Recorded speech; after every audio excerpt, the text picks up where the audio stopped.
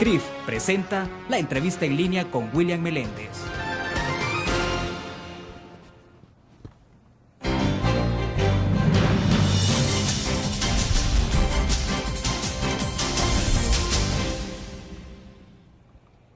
Bienvenidos a la entrevista en línea, es un gusto que nos acompañe. Saludos a nuestros cironautas que como siempre están con nosotros en el www.laprensagráfica.com y a quienes nos miran a las 9 de la noche en CCTV Canal 25 y 95 en cable de Tigo.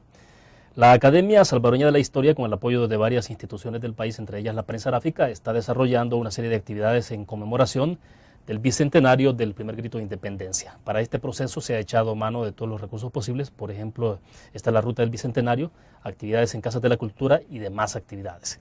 Para conversar sobre esto, de la importancia que tiene, del significado, de su trascendencia histórica, está con nosotros en nuestros estudios Pedro Escalante Arce.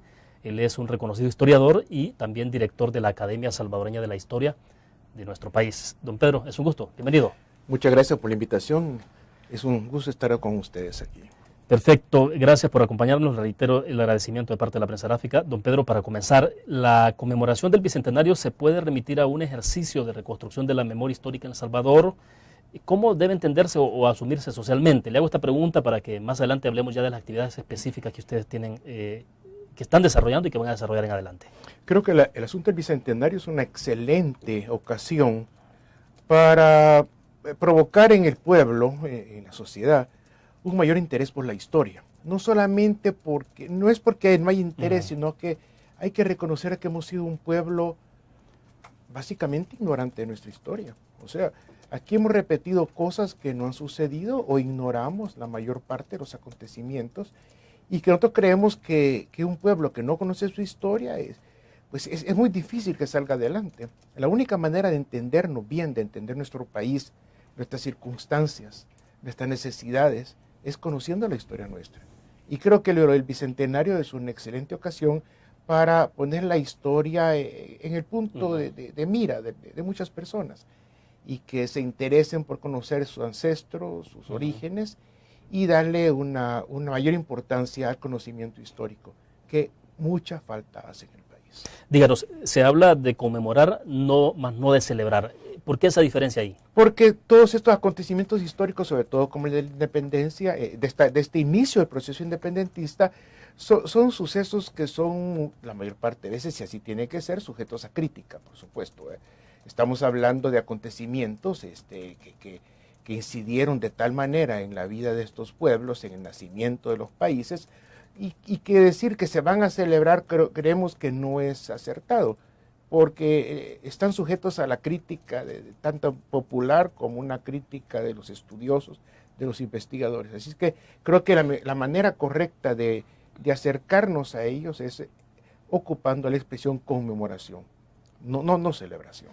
Y se conmemora entonces en todo el sentido de la palabra, es decir, que la población en este país conozca en ese resumen de los 200 años las cosas buenas, las malas, de todo lo que ha pasado. O sea, lo que nos interesa es que despertar un interés por conocer nuestro pasado. El asunto de la independencia hay que reconocer que a pesar de que muchas personas no le dan la importancia que tiene, sin embargo, con solamente el hecho de que este país existe gracias a la independencia, ya solamente eso es para ponerlo en uno de los eslabones más importantes de la historia nuestra. O sea, antes de la independencia, El Salvador no existía. O sea, aún cuando escribimos historia, es bien difícil hablar de El Salvador. Siempre estamos hablando de San Salvador porque el país no existía. Si este país nació, este país fue una invención de la independencia. Nació como producto de la separación de las diferentes jurisdicciones que conformaban el Reino de Guatemala, se separan y forman sus propios estados. Y San Salvador formó el propio. Y para significar de que no solamente iba a ser la antigua provincia de San Salvador con sus otras dos que también llamamos provincias, que son San Vicente y San Miguel, sino que estaba Sonsonate, que era una jurisdicción diferente, se le iba a agregar, de ahí viene el nombre El Salvador. O sea, para significar que se iba a formar un estado en el cual no solamente estaba compuesto por San Salvador, sino que había otra jurisdicción que se le anexaba, que era Sonsonate, y ahí surgió la palabra Salvador para un nuevo estado. O sea, en los papeles de anexión de Sonsonate a San Salvador, es donde por primera vez vemos nosotros escrito Estado Salvador. para significar que no solamente es San Salvador que va a constituir un nuevo estado, sino que hay otra jurisdicción que es un zonate que se le va a añadir. O sea, con esto la importancia es total. O sea, Claro. es una invención de la independencia en nuestro país. Entonces, conocer el proceso independentista es al mismo tiempo asistir y conocer el nacimiento de un país. Habitualmente cuando se hace referencia a situaciones históricas o hechos que han ocurrido, por ejemplo, en el país, la firma de los acuerdos de paz, entonces tiende a hablar un poco sobre el antes y después. En este caso, el antes, ¿dónde queda? O sea, o lo que tenemos es a partir de ese hecho de hace 200 años y es en el presente hacia adelante. O sea, la historia es una cadena, son eslabones, son causas y consecuencias. Para comprender, para entender la independencia, es indispensable conocer la historia colonial, que creo que es la menos conocida en el país. O sea, entender la historia de estas provincias como parte de la Corona de Castilla, conocer la integración de su sociedad, o sea, saber qué pasó, cómo se organizaron, cuál fue el régimen legal que tuvieron, todo eso es indispensable conocerlo para poder entender el proceso independentista. Por eso nosotros siempre decimos que no se puede hablar de independencia o tratar de explicar la independencia si primero no se tienen conocimientos de la sociedad colonial y del Estado colonial, o sea, del Estado monárquico al cual pertenecíamos nosotros. Perfecto, nos quedamos en ese punto y hacemos nuestra primera pausa comercial. Volvemos.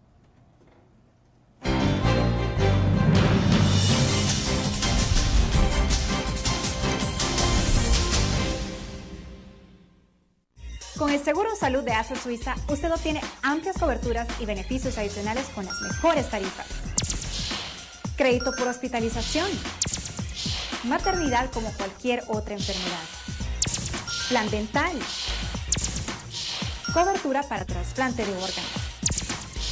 Seguro de vida. Coberturas para las complicaciones de recién nacido y enfermedades congénitas. Beneficio de desempleo para el pago de las primas de seguros. Nuestro seguro de salud le permite acceder a servicios de la más alta calidad y de forma inmediata. ASE Suiza asegura su tranquilidad.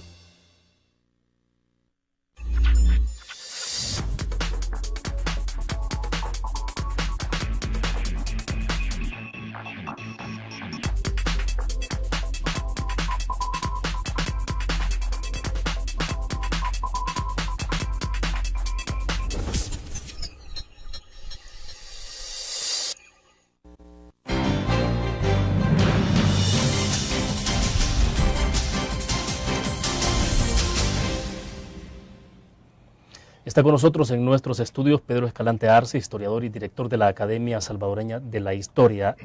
Don Pedro, ya lo abordamos de alguna manera rápidamente en el segmento pasado, pero bueno, ¿cómo es que entonces se beneficia a la población de todo este proceso, de este ejercicio? No sé si se le puede llamar de rescate de memoria histórica.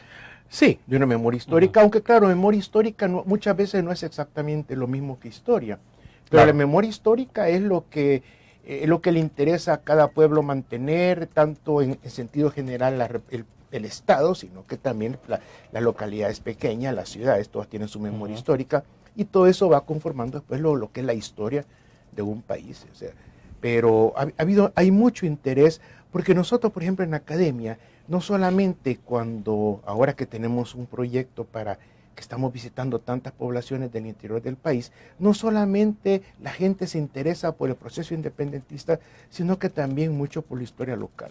Y creo que eso ha sido la gran labor que nosotros estamos desarrollando en estos momentos, incentivar el conocimiento de la historia a las diferentes localidades y las poblaciones. Perdón, cuando dice usted se interesa por la historia local, ¿se refiere al municipio, al departamento? Municipio, o sea, local, ya sea municipio, la región o el departamento, porque toda la gente quiere saber cómo surgió, cómo fueron fundadas las poblaciones, qué pasó con los indígenas.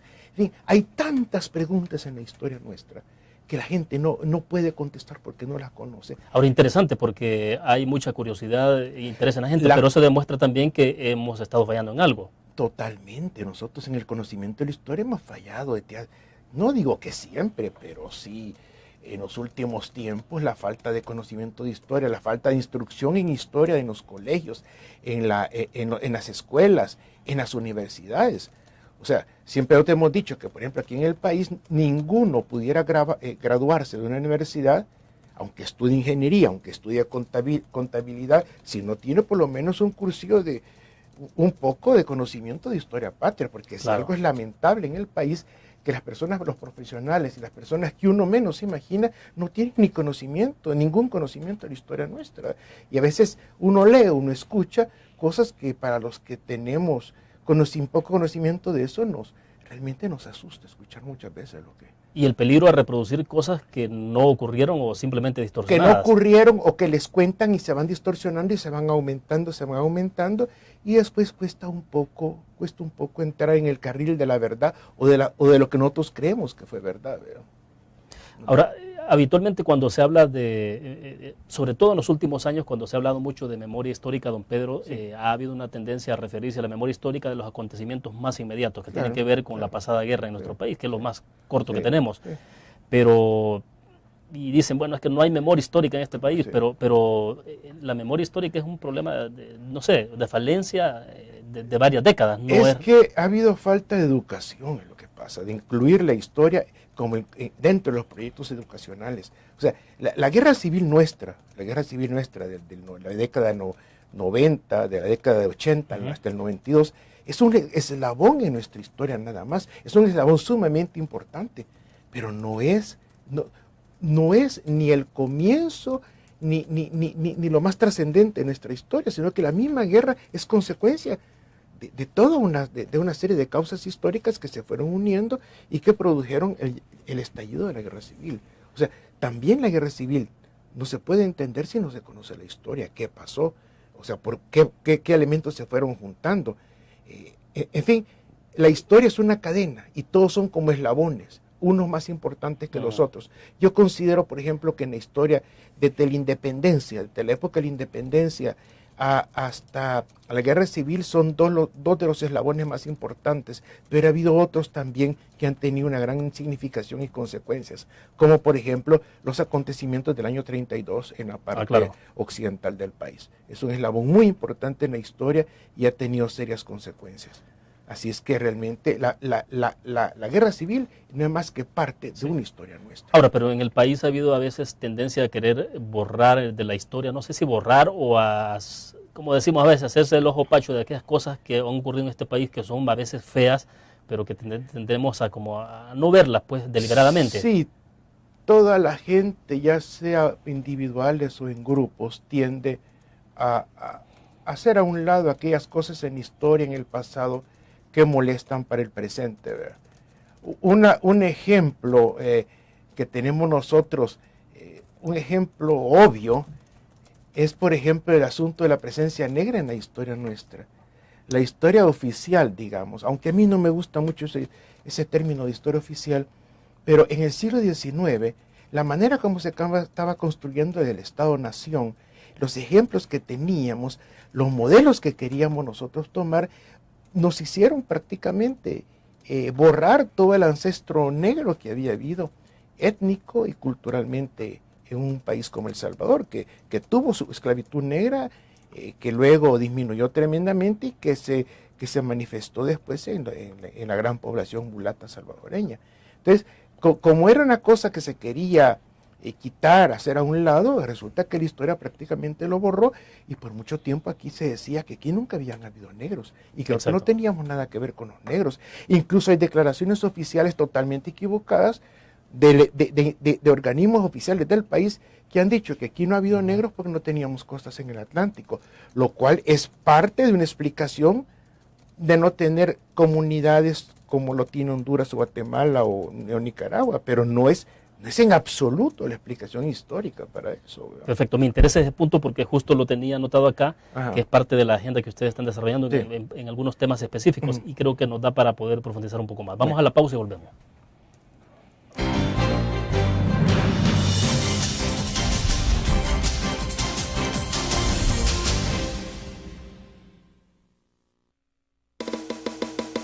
Tu periódico es dinero, porque ahora puedes pagar con la prensa gráfica.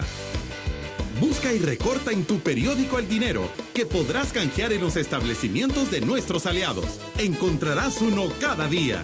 Compra con la prensa gráfica y encuentra una buena noticia para tu bolsillo. Con la prensa gráfica lo compras, compras. Con la prensa gráfica lo pagas, pagas. La prensa gráfica. Noticias de verdad.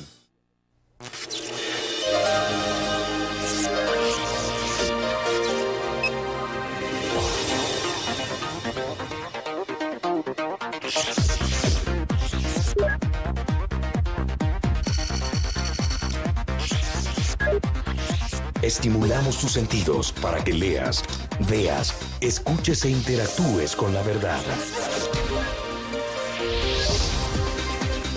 LPG Multimedia.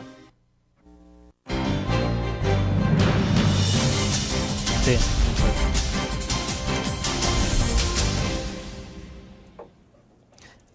Don Pedro, en el segmento pasado ya usted se introdujo al tema este que tiene que ver con un tema que está en la agenda de desarrollo de ustedes, y entiendo que tiene que ver con esto del tema de la herencia africana en El Salvador.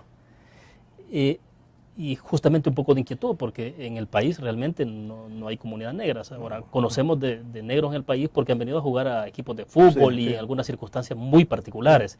Pero entonces, ¿qué es lo que inhibió en el país o no permitió que en el país entonces tuviéramos la presencia de una comunidad negra?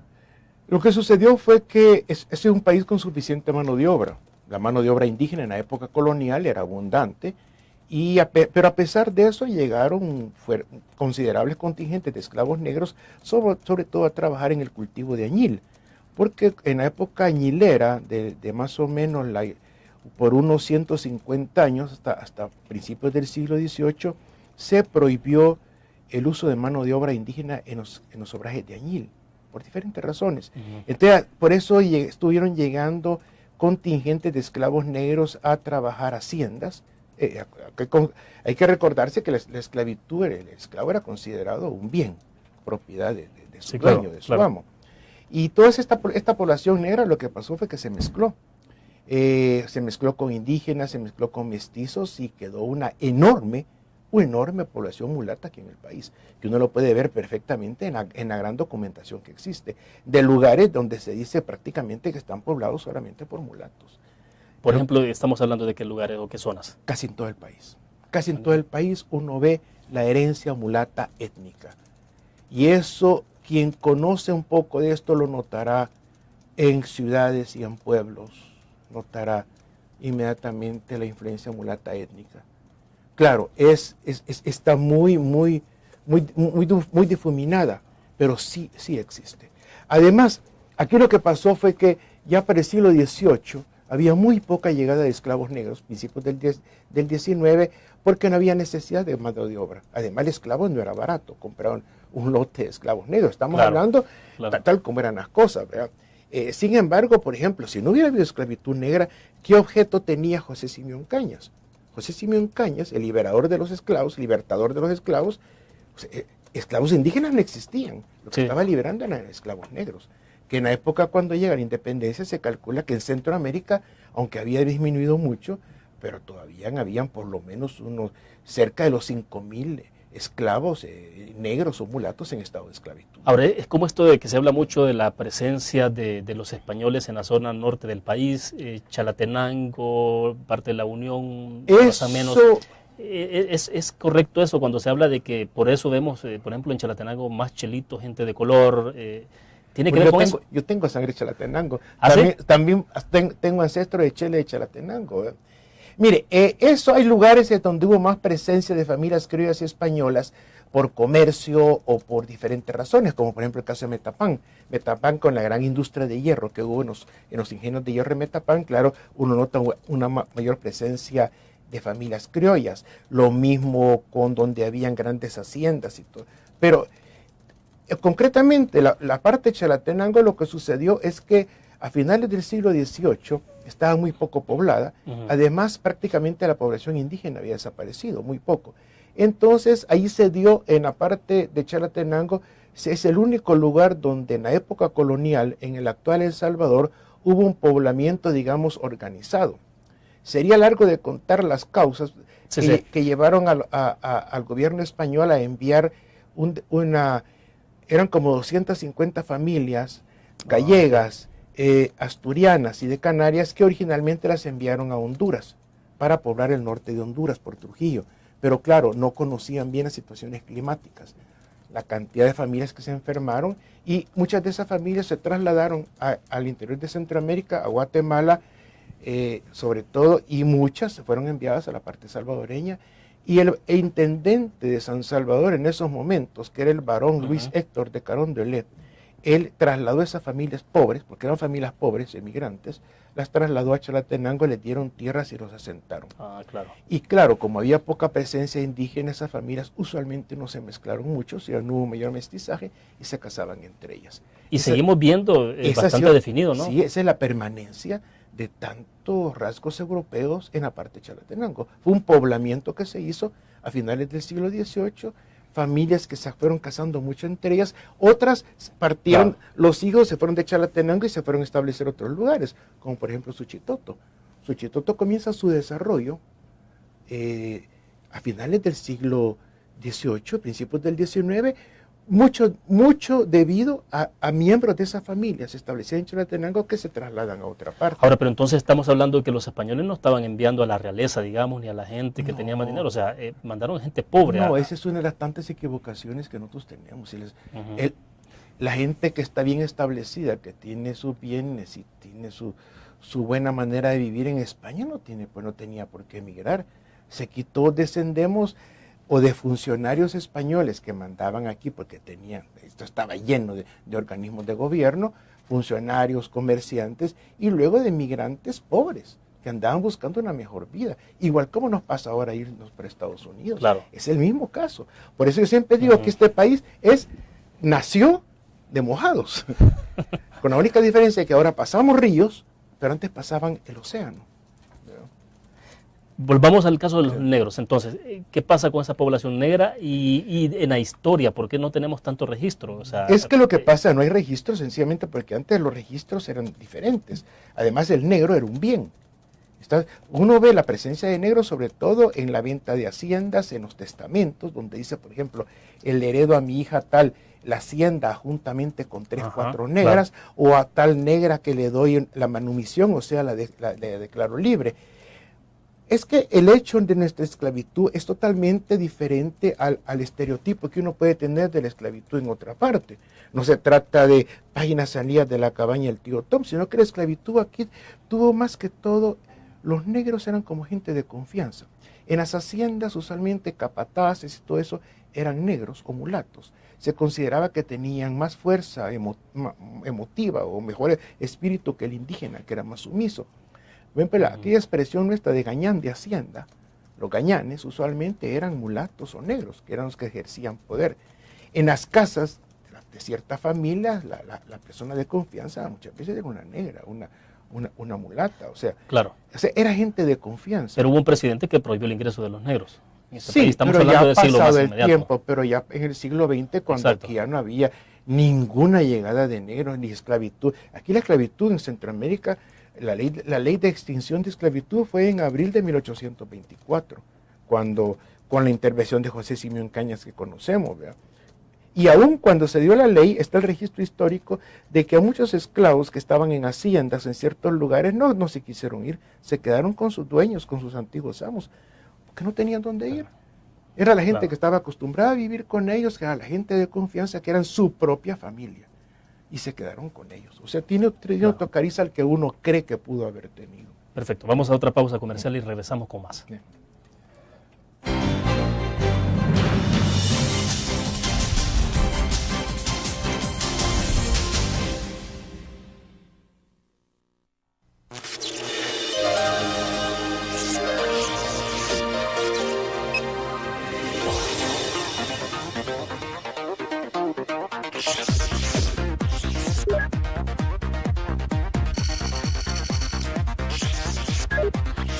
Estimulamos tus sentidos para que leas, veas, escuches e interactúes con la verdad. LPG Multimedia.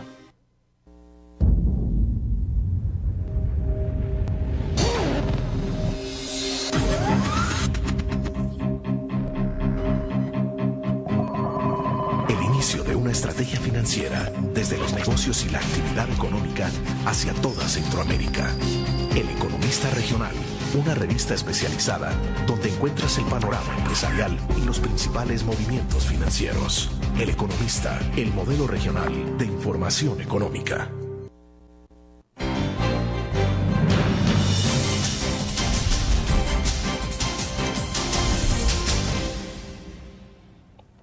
Don Pedro, para ir entonces concluyendo un poco sobre este punto de la presencia de los negros en El Salvador, me decía usted en el segmento pasado sobre los rasgos característicos en donde uno, y me lo reiteraba en el corte comercial, en donde uno observa, digamos, comportamientos de nuestros indígenas que son muy propios de los negros, y hasta de la música, me decía usted. Sí, por ejemplo, el caso de la marimba. La marimba es de origen negro, o sea, fue traído por un grupo de negros, no se sabe exactamente el dato puntual de en qué año, en qué día, pero más o menos se tiene la sospecha muy fuerte de que fue a finales del siglo XVI, por supuesto. Y ese instrumento fue adoptado por los indígenas, era un xilófono de madera, adoptado con madera buenas de aquí de esta región, y fue adoptado por los indígenas para sus melodías. Porque nosotros no conocemos realmente la melodía indígena, lo que conocemos son las cadencias indígenas. Ya la melodía que nosotros le ponemos a los indígenas ya es melodía española, ya es europea, la influencia europea. Pero hay otros elementos en el cual uno ve la antigua presencia negra. Por ejemplo, aquí en el país hay muchos lugares, quebradas, ríos, que se llaman mandinga, río Mandinga.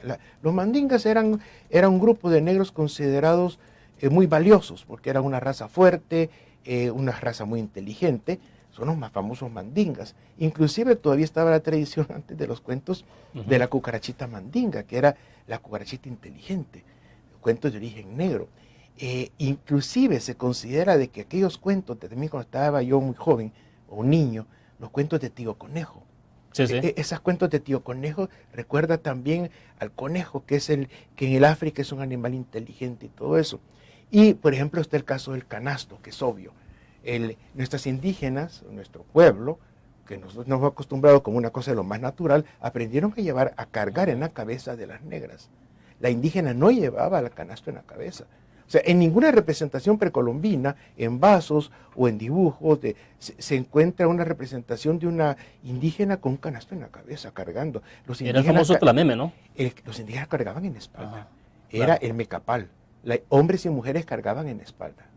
Entonces, aprendieron, esa es una demostración palpable de la presencia negra que hubo en el país.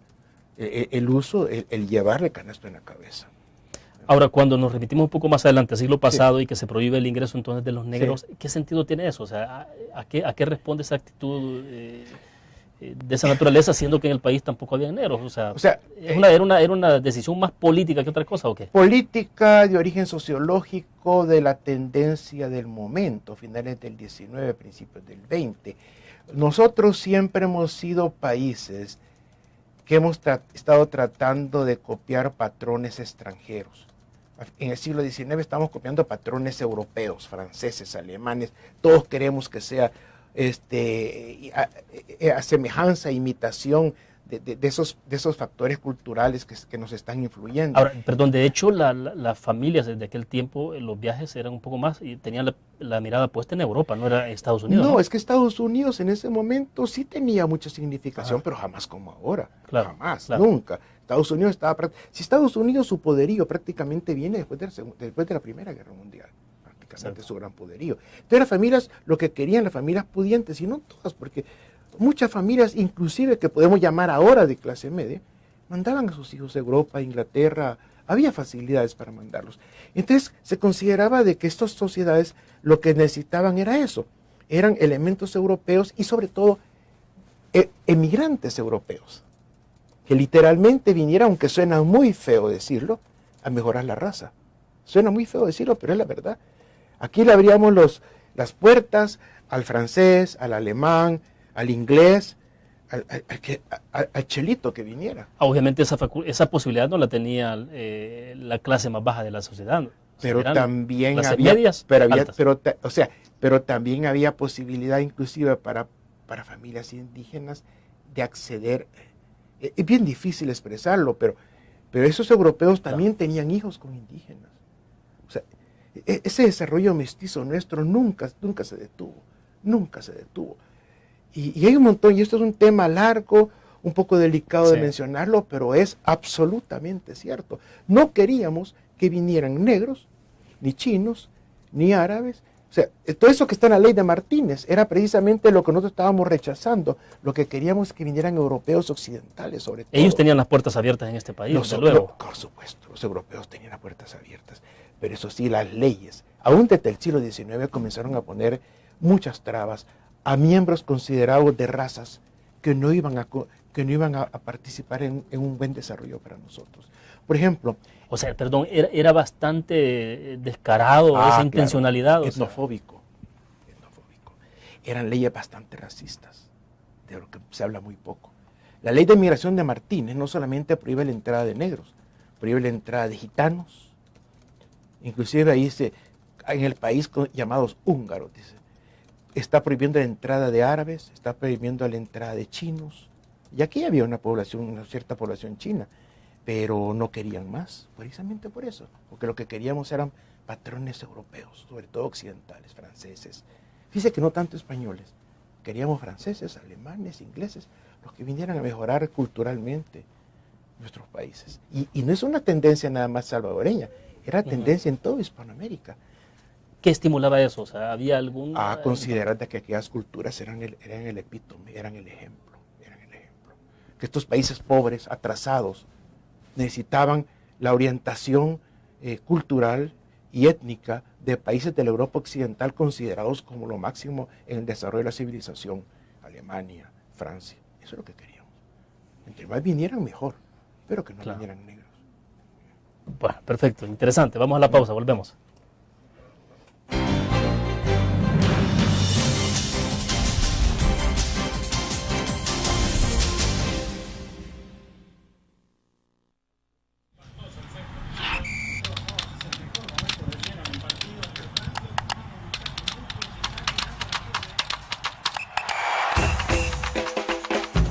La emoción del deporte está en www.elgráfico.com.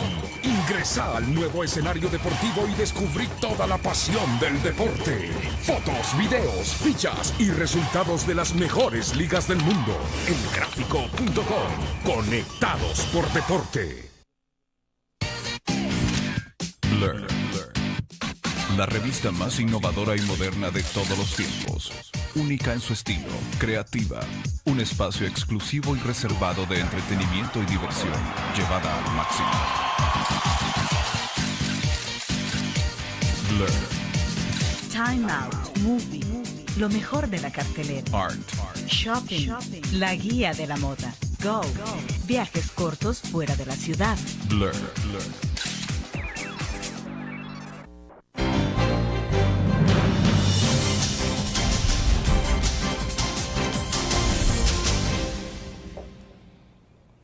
Revisando la agenda de lo que ustedes tienen en desarrollo, Pedro, estaba leyendo ahí, por ejemplo, otro tema muy interesante también, que ustedes lo han titulado ahí, la religiosidad popular, devociones y romerías, esquipulas y su irradiación, dice, piadosa en Centroamérica.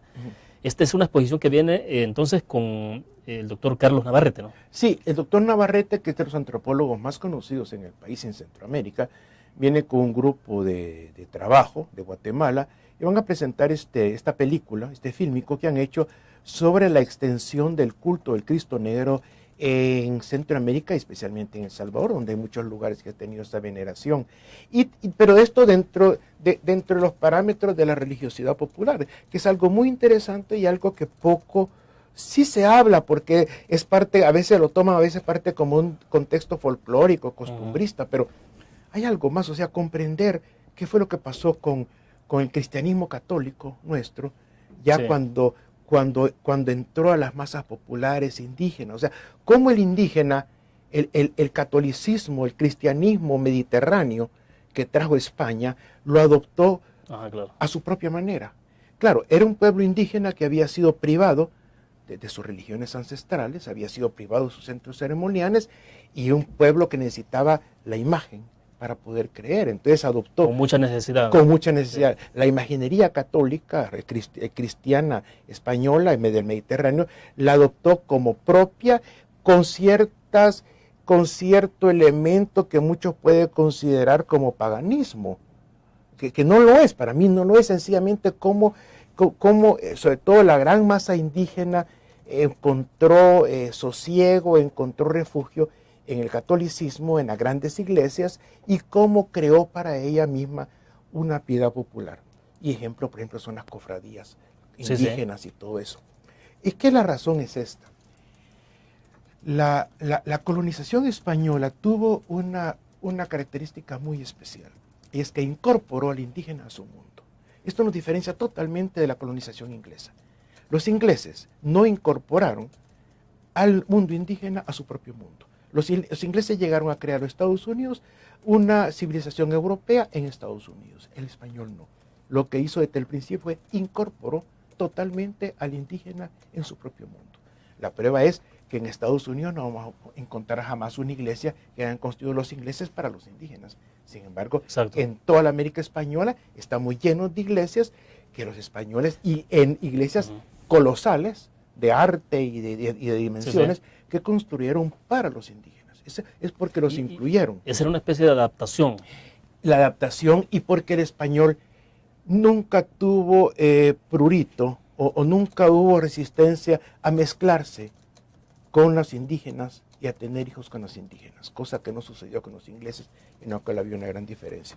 O sea, los españoles pusieron al indígena en una pirámide social en la parte baja, por supuesto, que trabajaran para ellos, tributos, pero también se mezclaron tremendamente con los indígenas, y la prueba somos nosotros. Si no, no estaríamos haciendo esas preguntas de mestizaje y todo eso, porque en Estados Unidos, o en las partes que han sido colonizadas por los ingleses, es otra historia.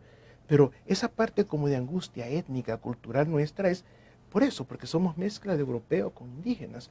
Entonces, en esta parte de la piedad popular lo que queremos es una pequeña reflexión, y que la gente piense un poco que esa piedad popular nuestra, de tocar las imágenes, no es paganismo, no es idolatría, como muchos la califican, no lo es. Es sencillamente la manera como un pueblo mestizo culturalmente expresó sus sentimientos religiosos. O sea, cómo adoptó y cómo se refugió en el cristianismo español para adaptarlo a su propio mundo. Eso es lo fascinante de la religiosidad popular. ¿En qué momento hay una especie de quiebre en todo este tema de la religión y comenzamos ya a ver el cristianismo desde la visión del protestantismo? En el siglo XIX comienzan a venir aquí ya la expansión de los grupos protestantes, y ya comienzan muchas veces, lo que pasa es que la religiosidad popular está mezclada con un sentimiento de pobreza. Lo que pasa, la religiosidad popular es muy propio del paisaje nuestro antiguo colonial, ¿verdad? Entonces siempre empezaron a considerar que si algo venía nuevo era una parte de desarrollo y modernismo.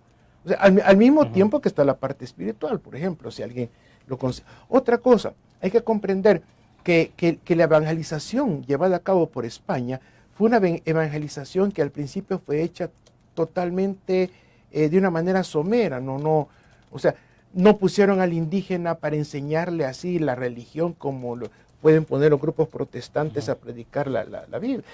Primero porque en principio los primeros evangelizadores no conocían las lenguas indígenas, y segundo, cuando ya los evangelizadores, ya los monjes aprenden las lenguas indígenas, ya prácticamente en muchos de los casos ya dan por hecho que la población ya está cristianizada. Entonces no hay una labor de proselitismo como que la que se da modernamente, que tienen también todas las facilidades modernas de técnica a su servicio.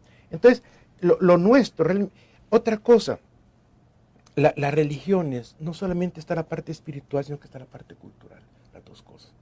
Entonces, el catolicismo tradicional nuestro no solamente es lo espiritual, sino que es la parte cultural nuestra, de nuestra historia. Las religiones protestantes, en mi opinión, solamente se abocan a la parte espiritual, pero no inciden mayor cosa, o nada, más bien es destructivas respecto a la cultura tradicional nuestra. Perfecto, vamos a hacer otra pequeña pausa y volvemos con más.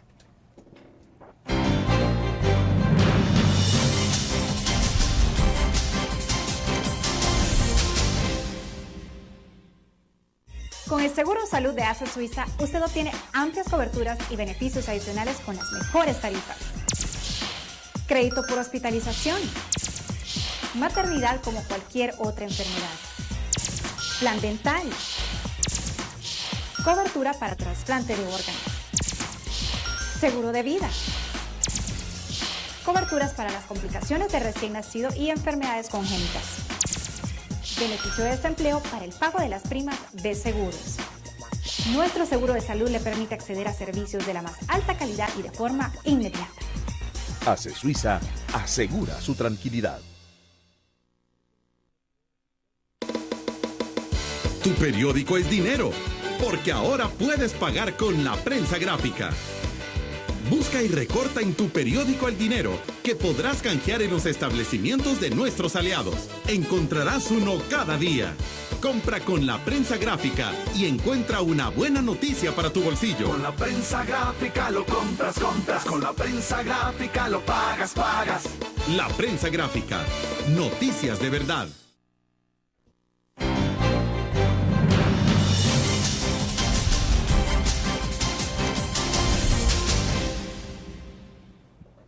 Bueno, me interesa, don Pedro, que hablemos de todo este tema de la transculturización, es decir, ya todo esto que estamos hablando en el momento actual, que está pasando con nuestro país, pero quiero que nos explique usted, porque ya se nos está agotando un poco el tiempo, es en torno entonces a todas estas actividades que están desarrollando ustedes, a dónde se puede abocar las personas y hasta cuándo va a haber este tipo de reflexión, análisis. Sí. Nosotros hemos aprovechado este año 2011 para eso, para acentuar la necesidad de un análisis de la historia nuestra. Tenemos una exposición itinerante, un cedulario, como le hemos llamado itinerante, que lo hemos podido realizar gracias al apoyo de Fundemás y de Fides, las instituciones que nos han apoyado, y que lo estamos llevando a una cantidad de poblaciones en el interior del país, para llevar un mensaje de historia. Y es increíble, William, el éxito que hemos tenido, el buen éxito. Hay poblaciones donde nos han dado las gracias, porque al fin alguien se interesaba por llegar a hablar de historia. Claro.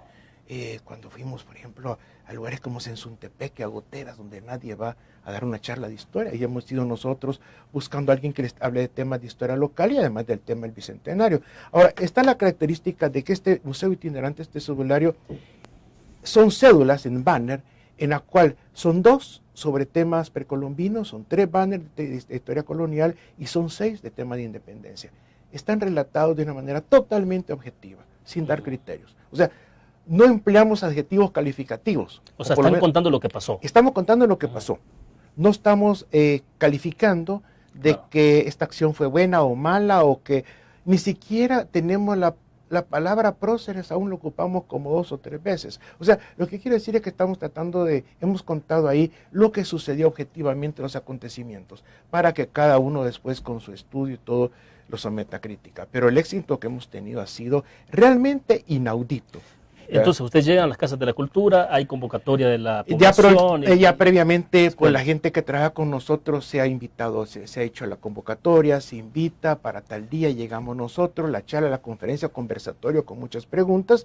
A veces hemos llegado 2 veces al mismo lugar, 2, 3 veces, como nos ha pasado en San Miguel, que para mí el recibimiento que hemos tenido en Oriente del país, porque fíjense que el Oriente, nosotros se nos olvida el Oriente siempre estamos pensando en el Occidente, pero el Oriente es el que menos se atiende muchas veces culturalmente. Así que hemos tenido un gran éxito. Luego tenemos el programa de charlas de diálogos y vamos a participar en la Feria del Libro también. Y luego también estamos hablando sobre la posibilidad de una exposición del Bicentenario con el Museo de Arte. Esto puede ir más allá de los 200 de esta conmemoración, don Pedro. Ojalá. Porque ¿qué se requiere para poder tener esto y que sea una cuestión más permanente, no Ojalá, solo coyuntural? Con los fondos. Nosotros lo que nos detiene es la carencia de fondos. La academia vive de voluntariado. Todos que trabajamos en la academia, fuera de ciertas personas que tienen sueldos, por diversas razones, todos lo hacemos por voluntariado.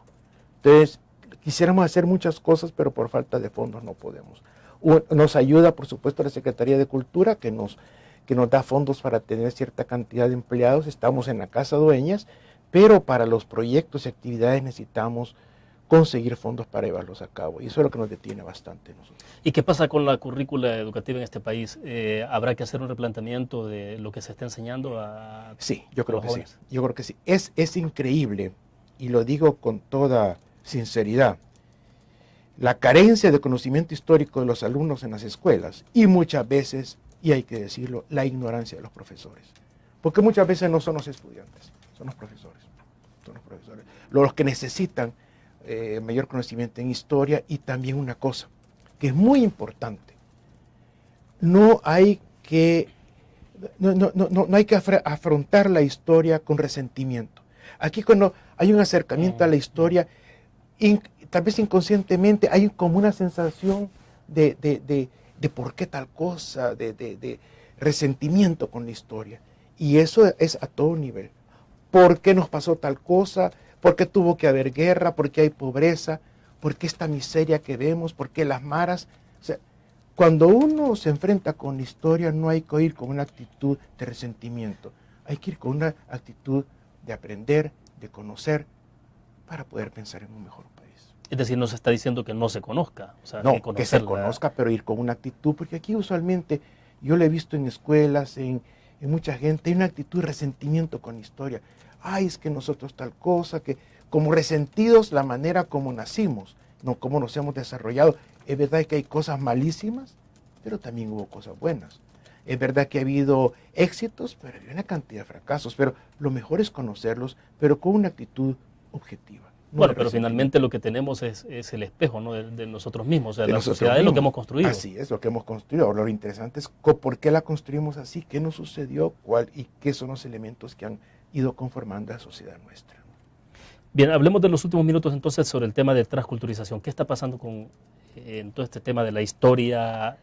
Bueno, ahora que desde que comenzó todo este tema de la aviación, ahora es fácil movilizarse.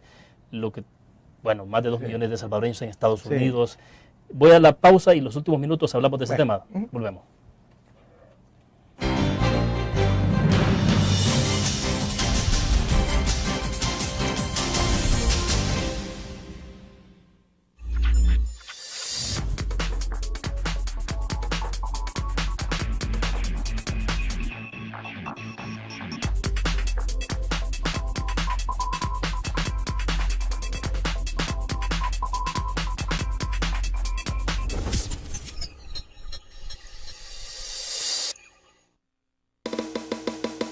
Tu periódico es dinero, porque ahora puedes pagar con la prensa gráfica. Busca y recorta en tu periódico el dinero, que podrás canjear en los establecimientos de nuestros aliados. Encontrarás uno cada día. Compra con la prensa gráfica y encuentra una buena noticia para tu bolsillo. Con la prensa gráfica lo compras, compras. Con la prensa gráfica lo pagas, pagas. La prensa gráfica. Noticias de verdad.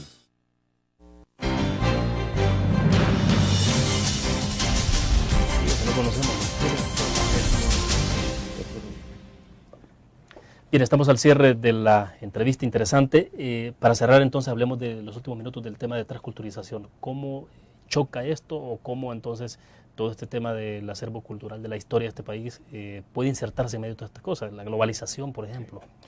Bueno, mire, William, globalización cultural ha existido siempre, en mayor o menor grado. Lo que no teníamos antes era una globalización económica y todo eso, financiera, como ahora en tanto pues, en sumo grado de un mundo moderno. Pero siempre ha habido relación entre las culturas.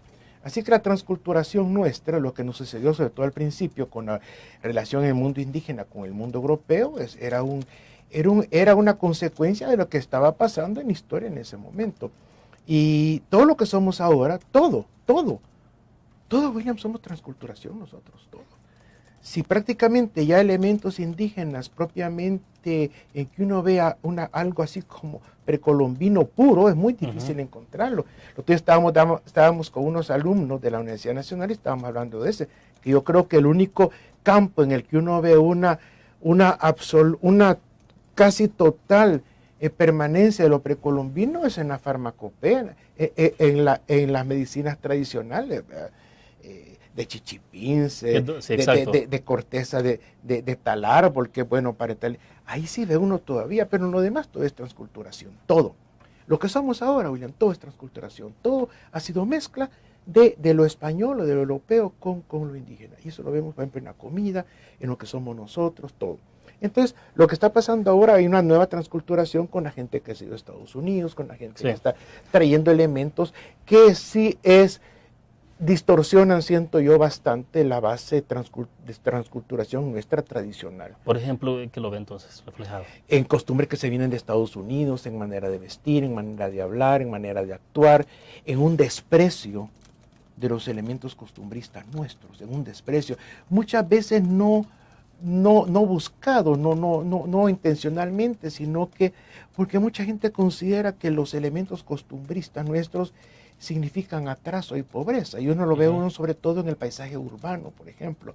Gente que viene de fuera, que ha estado viviendo en Estados Unidos o en otras partes, que ha visto otros panoramas, como tiene una pobre base cultural, considera, por ejemplo, el paisaje urbano de los pueblos como atraso y pobreza, cuando no debe verse así. Entonces lo que hacen es construir grandes casas y todo eso, que distorsionan la mayor parte de veces el paisaje tradicional nuestro.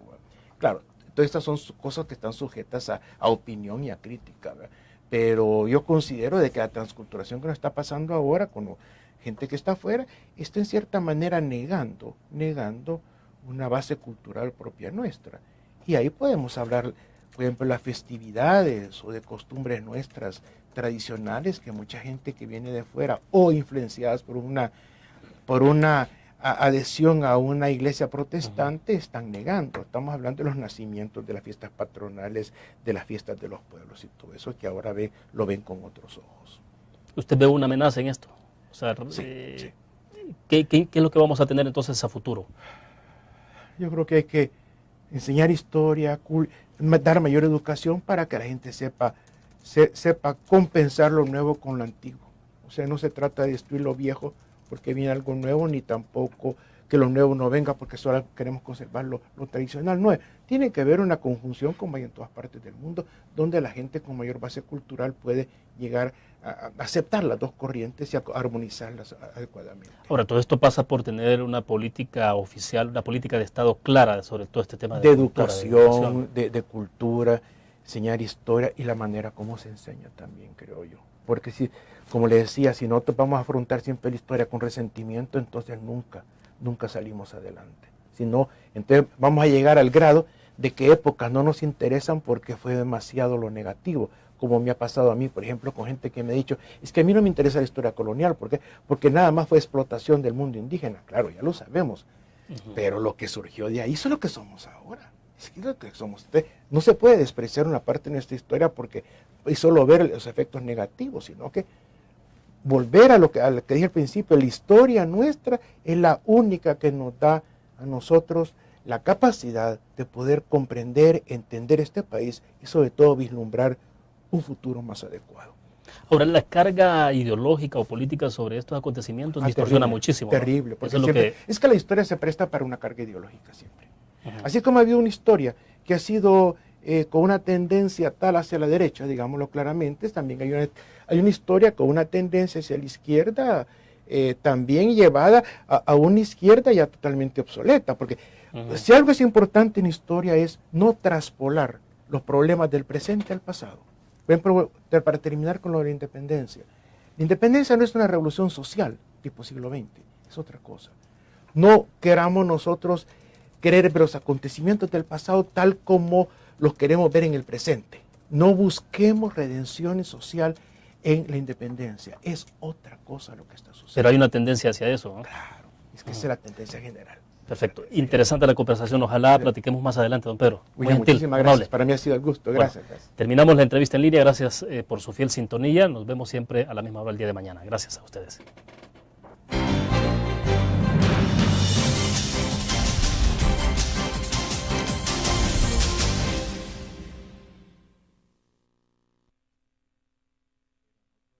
Una mayor importancia al conocimiento histórico, que mucha falta hace en el país. Díganos, se habla de conmemorar, más no de celebrar.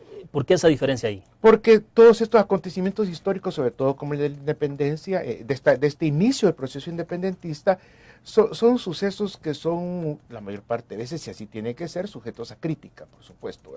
estamos hablando de acontecimientos que incidieron de tal manera en la vida de estos pueblos, en el nacimiento de los países, y que decir que se van a celebrar creemos que no es acertado, porque están sujetos a la crítica tanto popular como una crítica de los estudiosos, de los investigadores. Así es que creo que la manera correcta de acercarnos a ellos es ocupando la expresión conmemoración, no celebración.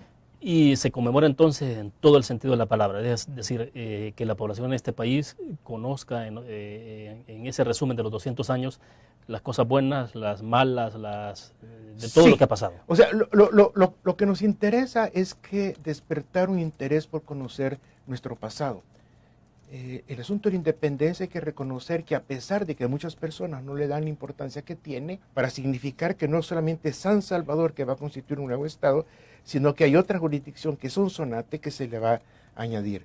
O sea, con esto la importancia es total. O sea, claro. Es una invención de la independencia en nuestro país. Entonces, conocer el proceso independentista es al mismo tiempo asistir y conocer el nacimiento de un país. Habitualmente cuando se hace referencia a situaciones históricas o hechos que han ocurrido, por ejemplo, en el país, la firma de los acuerdos de paz, entonces tiende a hablar un poco sobre el antes y después.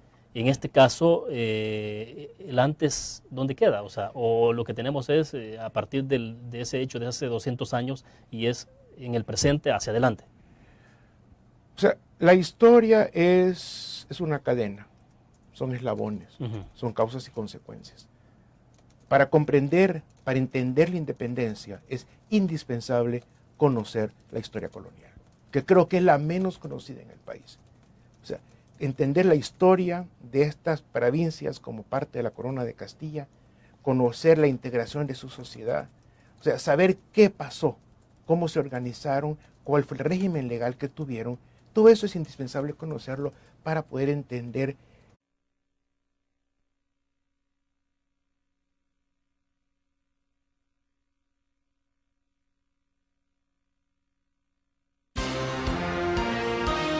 CRIF presenta la entrevista en línea con William Meléndez.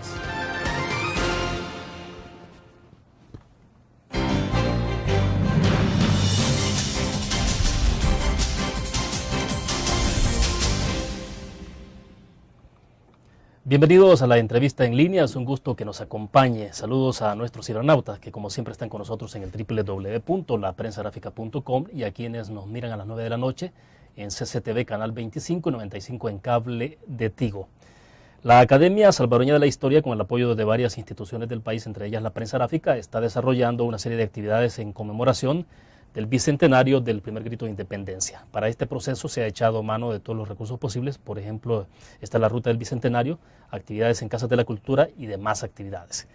Para conversar sobre esto, de la importancia que tiene, del significado, de su trascendencia histórica, está con nosotros en nuestros estudios Pedro Escalante Arce. Él es un reconocido historiador y también director de la Academia Salvadoreña de la Historia de nuestro país. Don Pedro, es un gusto. Bienvenido. Muchas gracias por la invitación. Sin embargo, con solamente el hecho de que este país existe gracias a la independencia, solamente eso es para ponerlo en uno de los eslabones más importantes de la historia nuestra. O sea, antes de la independencia, El Salvador no existía. O sea, aún cuando escribimos historia, es bien difícil hablar de El Salvador. Siempre estamos hablando de San Salvador porque el país no existía. Si este país nació, este país fue una invención de la independencia. Nació como producto de la separación de las diferentes jurisdicciones que conformaban el Reino de Guatemala, se separan y forman sus propios estados. Y San Salvador formó el propio. Y para significar de que no solamente iba a ser la antigua provincia de San Salvador con sus otras dos que también llamamos provincias, que son San Vicente y San Miguel, sino que estaba Sonsonate, que era una jurisdicción diferente, se le iba a agregar, de ahí viene el nombre El Salvador, o sea, para significar que se iba a formar un estado en el cual no solamente estaba compuesto por San Salvador, sino que había otra jurisdicción que se le anexaba, que era Sonsonate, y ahí surgió la palabra Salvador para un nuevo estado. Sí. O sea, en los papeles de anexión de Sonsonate a San Salvador, es donde por primera vez vemos nosotros escrito Estado Salvador. Es un gusto estar con ustedes aquí. Perfecto, gracias por acompañarnos. Reitero el agradecimiento de parte de la prensa gráfica. Don Pedro, para comenzar, la conmemoración del Bicentenario se puede remitir a un ejercicio de reconstrucción de la memoria histórica en El Salvador. ¿Cómo debe entenderse o asumirse socialmente? Le hago esta pregunta para que más adelante hablemos ya de las actividades específicas que ustedes tienen, que están desarrollando y que van a desarrollar en adelante. Creo que el asunto del Bicentenario es una excelente ocasión para provocar en el pueblo, en la sociedad, un mayor interés por la historia. No solamente porque, no es porque no hay interés, sino que hay que reconocer que hemos sido un pueblo básicamente ignorante de nuestra historia. O sea, aquí hemos repetido cosas que no han sucedido o ignoramos la mayor parte de los acontecimientos y que nosotros creemos que un pueblo que no conoce su historia es muy difícil que salga adelante. La única manera de entendernos bien, de entender nuestro país, nuestras circunstancias, nuestras necesidades, es conociendo la historia nuestra. Y creo que el Bicentenario es una excelente ocasión para poner la historia en el punto de mira de muchas personas y que se interesen por conocer sus ancestros, sus orígenes y darle una